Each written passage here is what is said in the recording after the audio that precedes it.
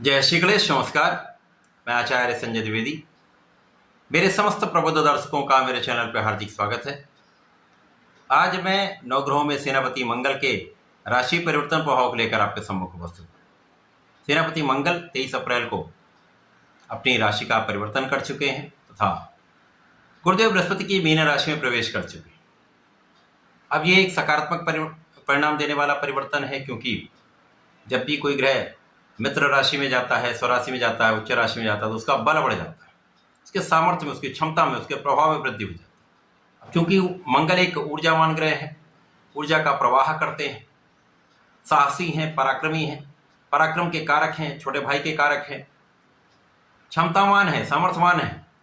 मंगल का जब परिवर्तन एक अनुकूल भाव में होगा तो एक सकारात्मक परिणाम देता है। परंतु यदि यहाँ पर अवलोकन करें तो पहले से ही राहु का गोचर चल रहा है। इस जगत में राहु सर्वाधिक बलवान भी है, सर्वाधिक नकारात्मक प्रभाव देने वाले ग्रह भी हैं।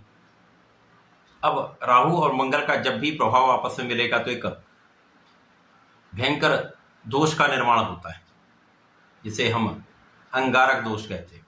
जैसा कि नाम से ही स्पष्ट है, ये एक नकारात्मक प्रभाव देने वाला एक दोष है जो कष्टकारी हो सकता है। ये जो मंगल का राशि परिवर्तन है तथा जो अंगारक दोष का निर्माण अलग अलग राशियों के लिए अलग अलग भाव में बनेगा, अलग अलग स्थानों पर उनका अलग अलग प्रभाव मिलेगा, उसी के अनुसार परिणाम प्राप्त होगा। आज मैं सिंह राशि के लिए मंगल के इस राशि परिवर्तन का क्या प्रभाव मिलेगा, कहाँ पर कौन सा भाव प्रबल हो सकता है, कहाँ कितना लाभ ले सकते हैं, अथवा कहाँ पर समस्या आ सकती है, उससे आप कैसे बच सकते हैं, क्या उपाय कर सकते हैं जिससे उसका लाभ मिल पाए, संपूर्ण विश्लेषण मैं पूर्ण तरीके के साथ करने जा रहा हूं। प्रिय दर्शकों, यह राशिफल आपके चंद्र राशि पर आधारित है। सिंह राशि सूर्यदेव की राशि है। सूर्य तथा मंगल का आपसी संबंध अति मित्र का है, क्योंकि राजा और सेनापति का संबंध है, सर्वाधिक प्रभावशाली संबंध होता है। अब यहाँ पर यदि अवलोकन करें तो मंगल यहाँ पर आपके भाग्य तथा सुख के स्वामी, भाग्येश सुखेश का गोचर आपके अष्टम भाव में होने जा रहा है। इसीलिए मैंने कहा था अलग अलग भाव में अलग अलग परिणाम प्राप्त होता है।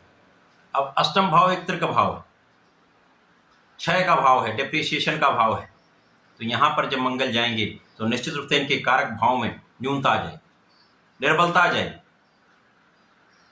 इसी प्रकार से राहु के साथ जब इनका अंगारक दोष बनेगा तो जहां जहां इनका प्रभाव पड़ेगा वहां वहां कुछ कष्टदायक स्थिति बन सकती है। अंगारक दोष का प्रभाव उन जातकों को अधिक प्राप्त होगा जिनकी कुंडली में अंगारक दोष बना हुआ, अर्थात राहु के साथ मंगल का युति संबंध है अथवा दृश्य संबंध।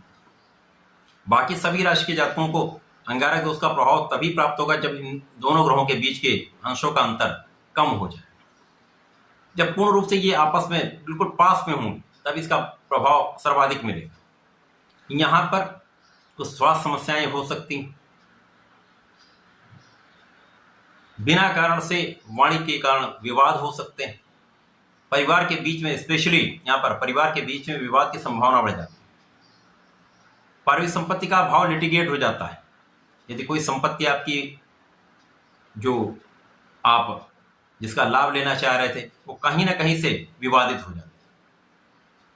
विशेषतः यहाँ पर अपने भाई बंधु के कारण ही ऐसा होता है, उनके साथ विवाद से बचें, अवॉइड करें इस स्थिति को। जब तक मंगल यहाँ पर अष्टम भाव में है, इन स्थितियों से आप बचेंगे तो ही आपको लाभ प्राप्त होगा।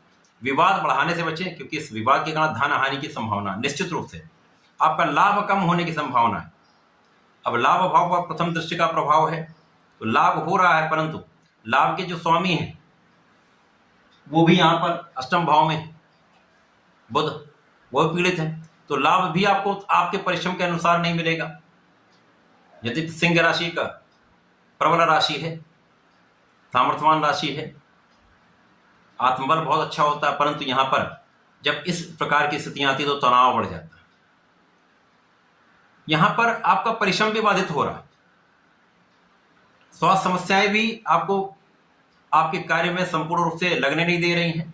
इसके साथ साथ शारीरिक समस्याएं तथा मानसिक तनाव आपके कार्य में अवरोध उत्पन्न करते हैं, जिसके कारण आपका लाभ, आपका कार्यक्षेत्र प्रभावित होता है, आपका लाभ प्रभावित होता है, आपकी इनकम में कहीं ना कहीं फ्लक्चुएशन हो जाए। इसी प्रकार से यदि अवलोकन करें तो यहाँ पर जब आपके लाभ की वृद्धि नहीं होगी, धन उतना आप जितना चाहते उतना नहीं आता है। धन तो आएगा लेकिन जितना आप एक्सपेक्ट करते हैं उतना नहीं आता।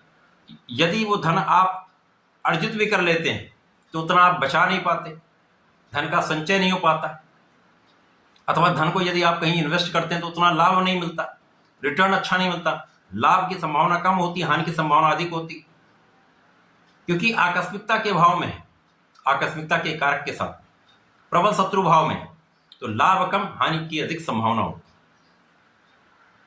जहां पर आपको अधिक लाभ मिल रहा होता है वहां पर हानि हो सकती है। इसी प्रकार से जब ये सारी स्थितियां बनती तो आपका सुख कम हो जाता है।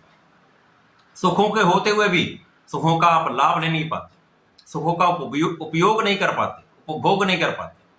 माता पिता के साथ भी कहीं ना कहीं दूरी अथवा क्लेश की संभावना रहती है। माता पिता के स्वास्थ्य में कुछ समस्या हो सकती है। तो यहाँ पर आपको बहुत धैर्य रखना होगा। स्थितियों को सामान्य बनाने के लिए वाणी पर नियंत्रण रखना होगा, तनाव से बचना होगा, तथा यहाँ पर आपको पूर्ण रूप से धैर्य रखना होगा।